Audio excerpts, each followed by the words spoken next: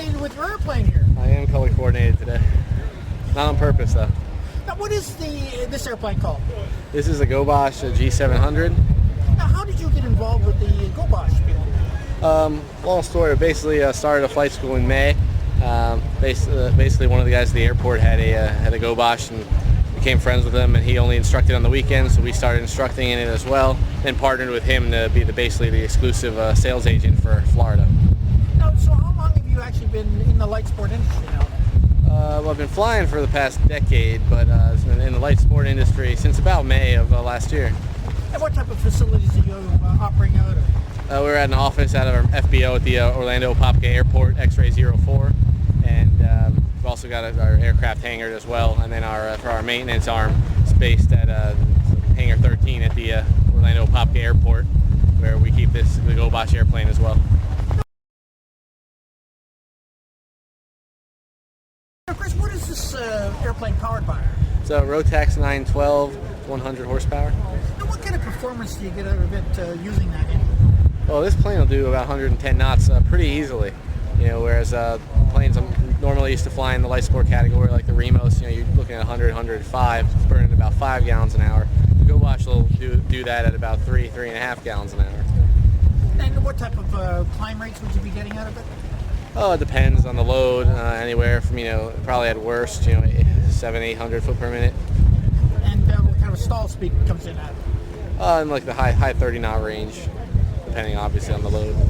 Now, what kind of range or duration would you have in this? Looking about 400 to 500 miles realistically. I mean, if you really knocked it back, you'd be able to go a little farther. But in terms of practicality, anywhere from 4 to 5 hours probably at a time. This is a fairly wide cabin that you've got in here now.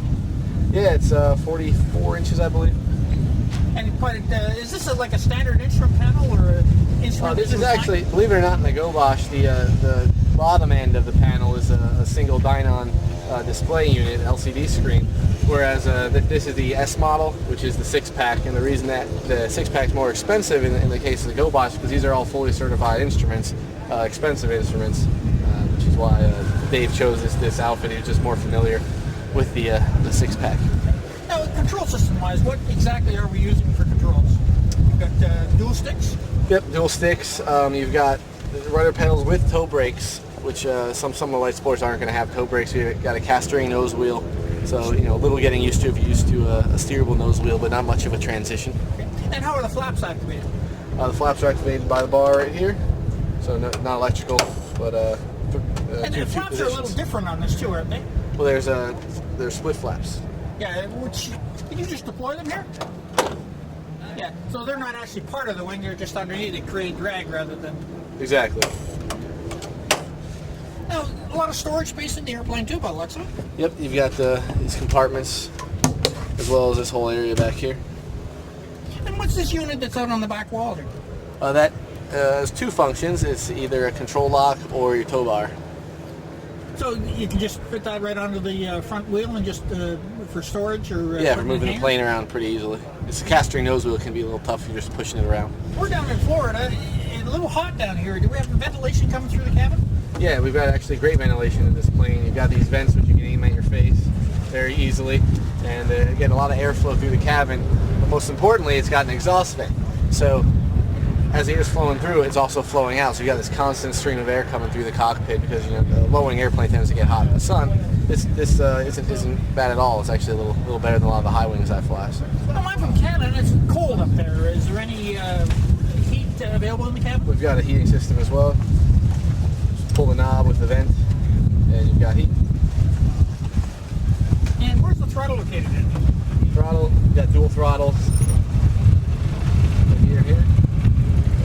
Just like any other push throttle. It looks like you'd have great visibility with this being a low wing and this type of bubble canopy that you've got. Absolutely, it's like you're sitting there on the top of the air in this plane. That you can see all the way around you, basically 360-degree view, other than obviously through the wings. But it's great visibility, great to train in. And what's this black thing that you've got on the canopy here? That's a Contour HD camera, and what we've done, we've created a system.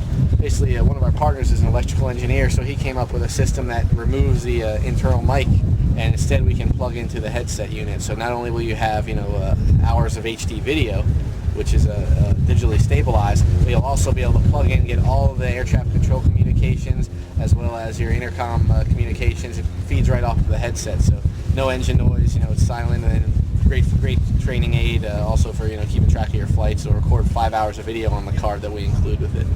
So this is something that you're preparing for a market then?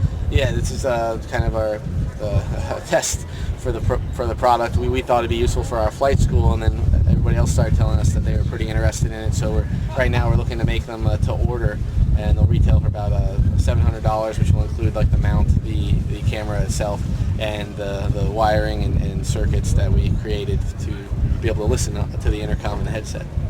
So if somebody wanted to get a hold of you for flight training or regarding your camera mount or the airplane, what's the easiest way? Contact us at www.lightsportgroup.com. You can also find out more about us by giving us a call at 321-252-UFLY. And any questions, we'd be happy to answer them.